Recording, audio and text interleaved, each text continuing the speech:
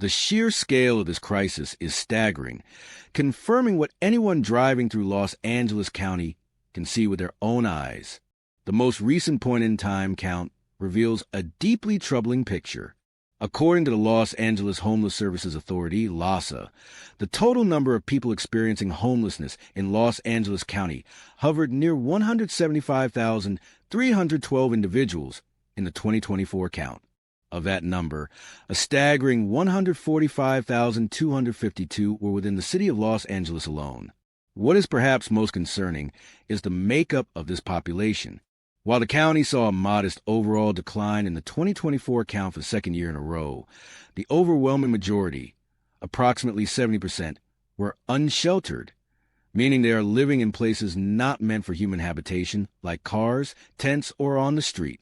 This crisis is not distributed equally.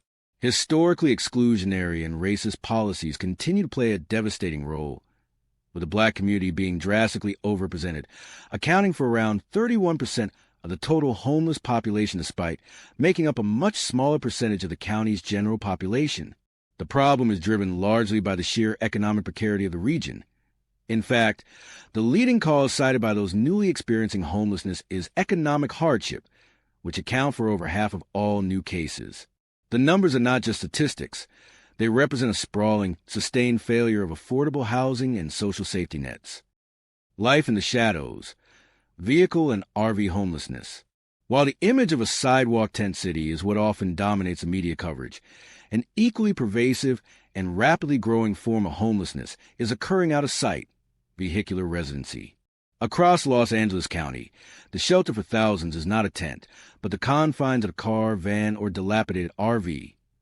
Vehicle homelessness makes up a significant portion of the total unsheltered population, with the count showing a total of 21,288 occupied cars, vans, RVs, tents, and makeshift shelters. This includes nearly 6,854 RVs used as permanent homes, a number that has actually seen a small increase, even as tent and makeshift shelters have decreased due to city sweeps. This demographic is often distinct from those sleeping on the streets. They are disproportionately women, older adults, and families with children, and a significant number of them are still employed, trying desperately to cling to a shred of stability and security. The vehicle offers a layer of perceived safety and privacy that a sidewalk encampment cannot, but it comes with its own severe challenges. Residents face constant fear of tickets, towing, and neighborhood complaints. The lack of sanitation, electricity, and access to clean water turns these vehicles into ticking time bombs of public health and safety. The rise in this type of residency is a clear, undeniable symptom of the extreme affordability crisis, where losing a home simply means moving into the next available asset, the family CA. From middle class to street, the new homeless. The stereotype of a chronically homeless individual grappling with addiction or severe mental illness is a small part of a much larger picture. The modern face of homelessness in LA includes the newly homeless, people who have recently lost their housing due to purely economic reasons, often referred to as the working poor or former middle-class residents.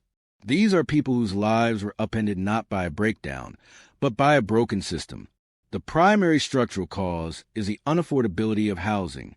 In Los Angeles County, a low-income renter household needs to earn nearly $42 per hour, almost 3 times the city of LA's minimum wage, to afford the average asking rent for a modest 2-bedroom apartment without spending more than 30% of their income.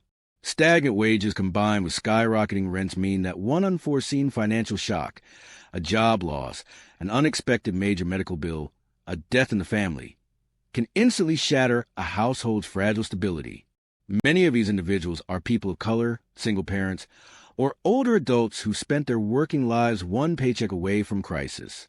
They are often less likely to engage with traditional homeless services because of shame, a lack of awareness of available resources, or a belief that they will be able to return to housing quickly, a hope that often fades into years of unstable.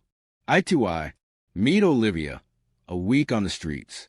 Let's introduce the audience to Olivia, a fictional composite based on the statistics of the newly homeless.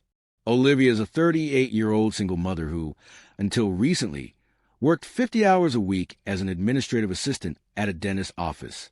Her weekly routine was centered around her 10-year-old son, Marco. When she was suddenly laid off, Her $2,500 monthly rent became instantly insurmountable.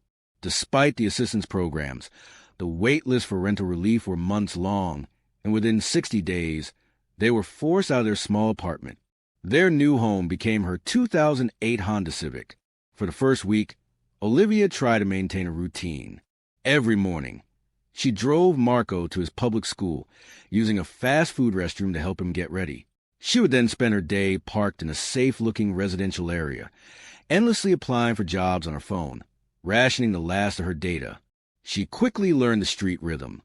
The fear of the nightly knock from police, the constant fight to keep Marco safe and shelter from the trauma of the street, and the gnawing hunger that makes even a job interview feel impossible. The psychological toll is devastating. The overwhelming shame, the hypervigilance required to protect her son, and the slow, internal erosion of her identity from a working professional to a desperate mother.